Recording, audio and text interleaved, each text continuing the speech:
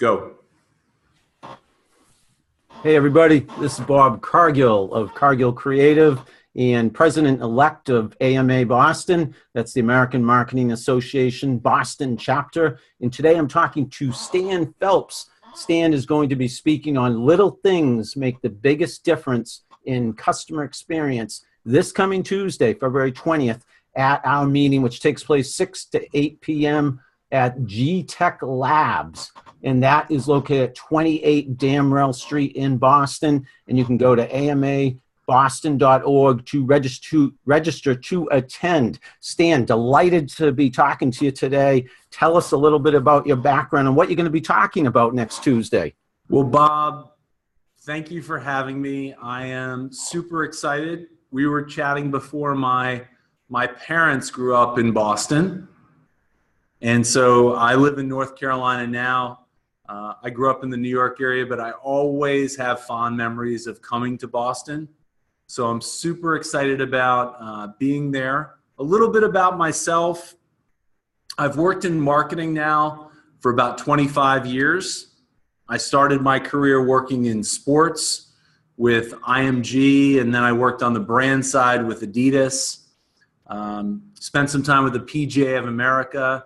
And then I spent about 8 years at an agency called Synergy. And 6 years ago, when my first book came out, I kind of made the big leap to go out on my own and pursue a career as an author and a speaker, really trying to get people to think differently about marketing. And so it's led me to a number of books. I've been fortunate enough to be a TEDx speaker, a Forbes contributor. I do some work as an IBM Futurist, looking at kind of the future of customer experience. And it just worked out that I'm in Boston for an engagement next week, and I'm super glad we were able to make it happen for next Tuesday. Stan, we are super glad and super lucky to have you speaking, and we already have quite a few people who have signed up and can't wait to see you speak, and I can't wait to meet you in person. This is an honor to be talking to you today. I have been looking at your website. I've been looking up all that you have accomplished. Very, very impressive, and you're doing a lot of things I've always dreamed of doing but haven't done yet, and that's writing books and speaking all over the country. Tell us about your presentation this Tuesday, a week, a little less than a week from now. What can we expect to learn from you? So all of my books have one theme to it. They all have a goldfish attached to it. And so on Tuesday, we're going to talk about the first book, which I think is maybe the most important. They're all important, but Purple Goldfish is all about the idea of how do you do the little things to improve the experience that you provide for your customers? And I think happy customers are literally the best form of marketing.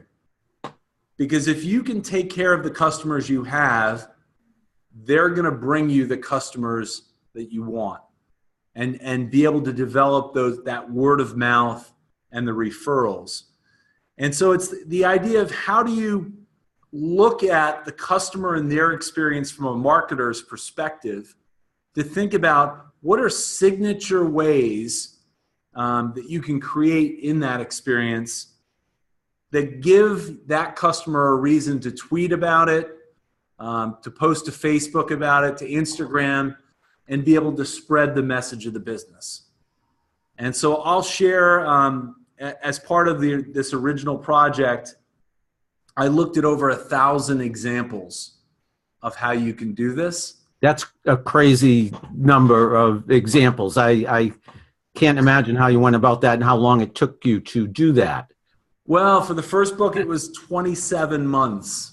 Eesh, that's serious commitment. I jokingly tell people, and this is Winter Olympics right now, so this is all relevant. I tell people I should have taken advice that someone once gave me about cross-country skiing.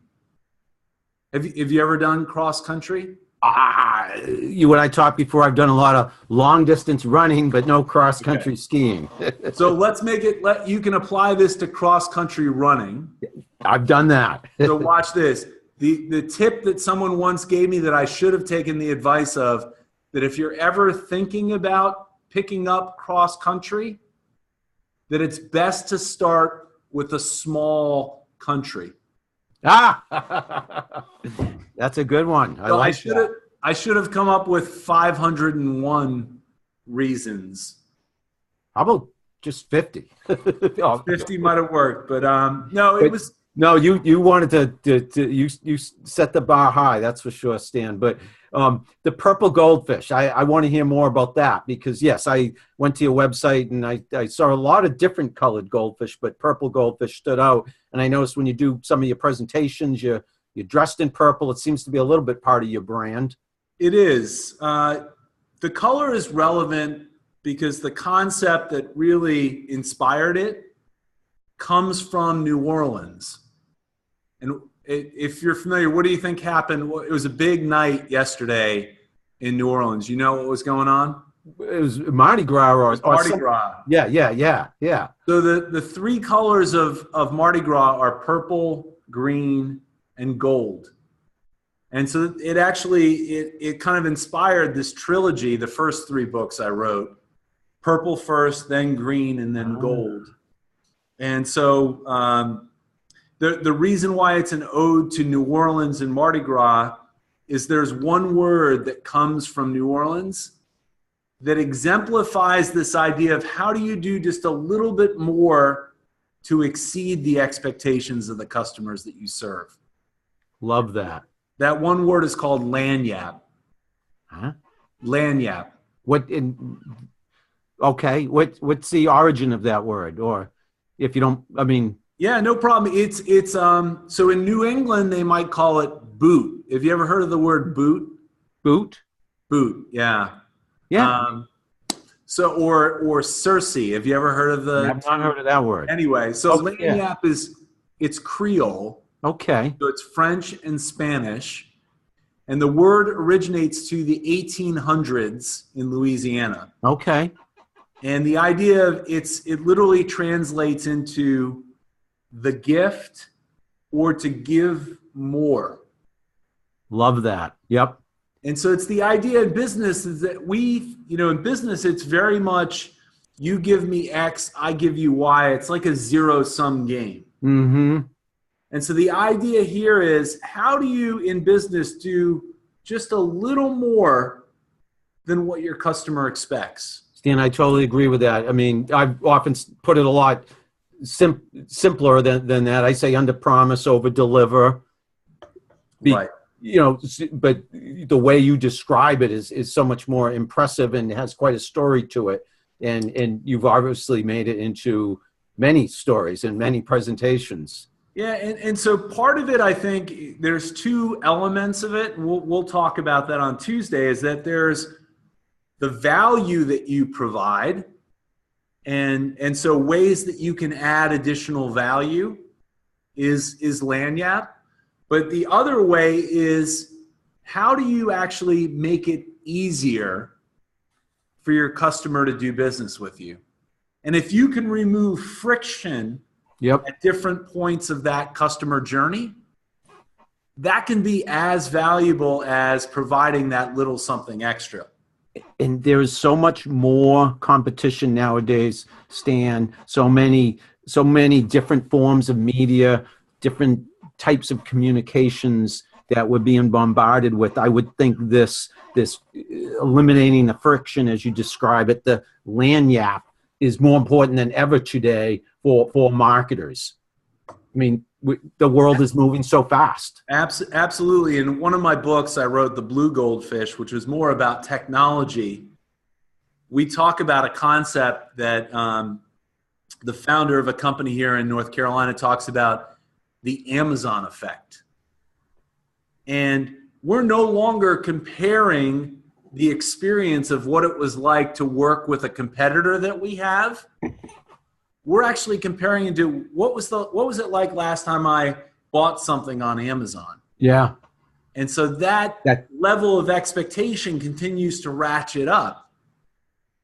And we live in a world today that I would argue the product that you provide, Bob, is probably not that much differentiated from the product that a competitor across town or somebody who is one click away provides. I know exactly what you're saying. So we have to add this personal touch, something. I guess you're saying the purple goldfish. Yeah, what's that signature thing that you do that your customers value and gives them a reason to tell your story? I love that. And so, yeah, I very much look, I'm not the only one that thinks that you're going to differentiate going forward based on the experience that you provide for your customers.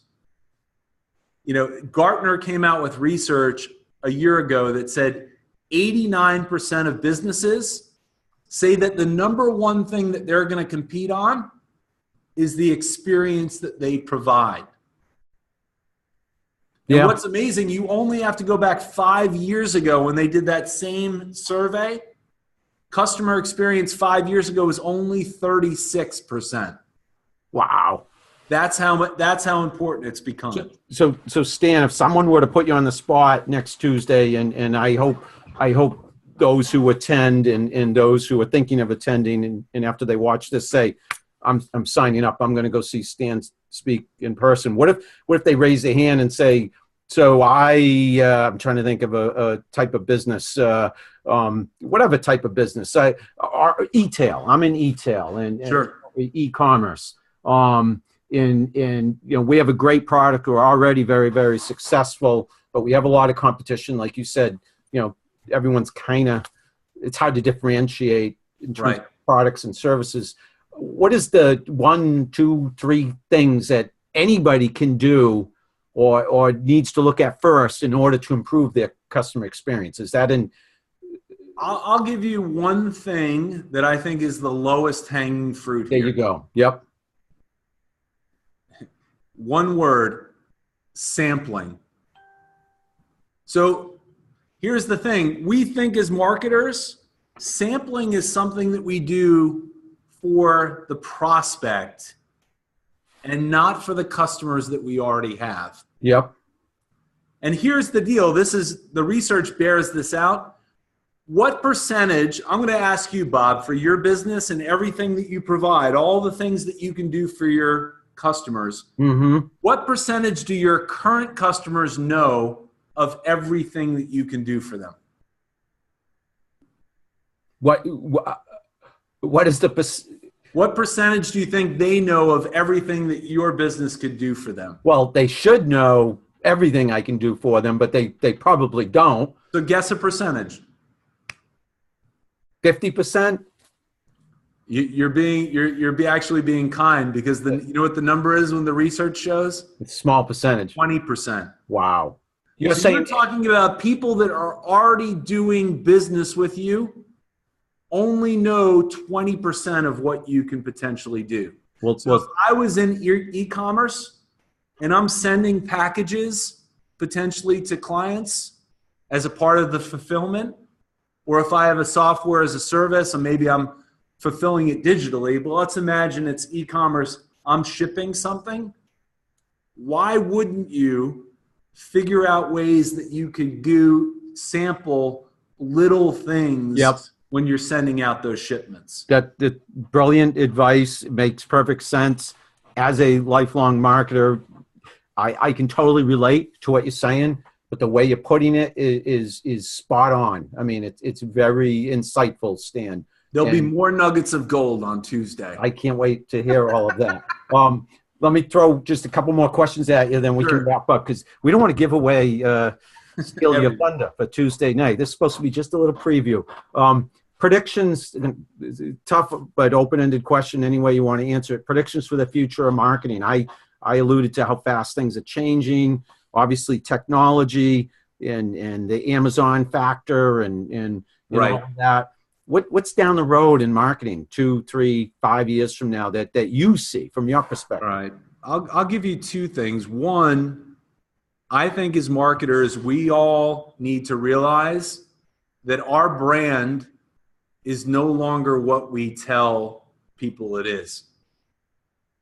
It's what the customers that we work with experience. It's how they feel about that experience. And most importantly, it's what they tell other people. Love that. Yeah.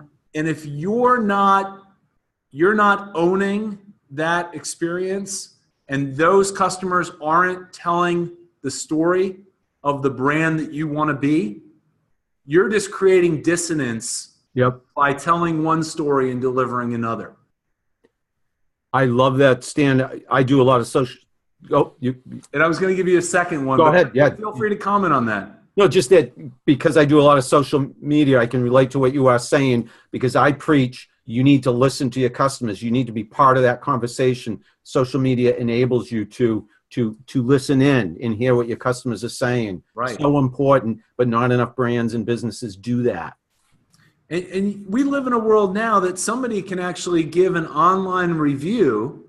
It's no longer that they have a bad experience, they tell 10 friends, and then 6 months goes by and all is forgotten. They can write that one online review or create that one post that goes viral. And you can't take the pee out of the pool once it's on the internet. Yep, exactly. So let me give you the second one. Yes, please. So a year ago today, I launched, I'm about to launch another color, but last year I launched the red goldfish. And the red goldfish, I think, is going to be so important as we move forward. That's all about how do you embrace purpose in business and do the little things to actually bring your purpose to life for your customers, but also your employees. And I think purpose, we're not that far away from purpose becoming the ultimate differentiator in business. That's impressive, and I can't wait to hear more about that on Tuesday, Stan. Well, we're going to talk about purple, not red, but oh, but the idea, one of the 12 purple goldfish is what we call pay it forward. Yes. So almost all of the books touch on this idea of how important it is to stand for something beyond just the bottom line. Gotcha. Because everything being equal, people want to buy from 86% of customers say they want to buy from a brand whose values match their own. Yep. And they also want to work for companies who have the values and a purpose that aligns with their own beliefs. That is encouraging to hear. And it sounds like, so in Purple Goldfish, you talk about that a little, but red goldfish, that's going to be your whole focus, it sounds like. Yeah, really understanding your why. And in red, we talk about there's 8 different archetypes. So you can understand that everyone knows that their purpose is important, but what we've done is by that one, I just studied 250 companies. I learned my lesson. But my co-author and I said, all right, you can adopt one of these 8 different archetypes. And actually then each archetype has an actual person or character attached with it. So you can understand it a little bit more. But more importantly, learn from other companies of how they brought that to life. Fascinating. In a way. Very, very intriguing, Stan. And I'll be there Tuesday. And I hope people who are watching this recording of myself and you talking, I hope and if they haven't already signed up, I hope it prompts them to sign up. And they can sign up by going to amaboston.org. And you will be speaking Tuesday, February 26 to 8 at G-Tech Labs, 28 Damrell Street in Boston. This will be an AMA Boston event. We are so psyched, so stoked to know that you'll be here in town on Tuesday. Anything else you want to say, Stan, before we say goodbye? How can people... No, other than look forward to it on Tuesday. If you want to learn a little bit about me, my main website is stanphelpsspeaks.com. You can also go to purplegoldfish.com. And if you want to follow me on Twitter, it's at Stan Phelps PG for Purple Goldfish. Brilliant. Look forward to seeing everybody on Tuesday night. And you know you have at least one new follower in myself, Stan. Great. And I'll be seeing you in person on Tuesday. Look forward to it. Thanks so much for this conversation today. Thanks, Stan. No problem. All right. I'm going to see. Yes.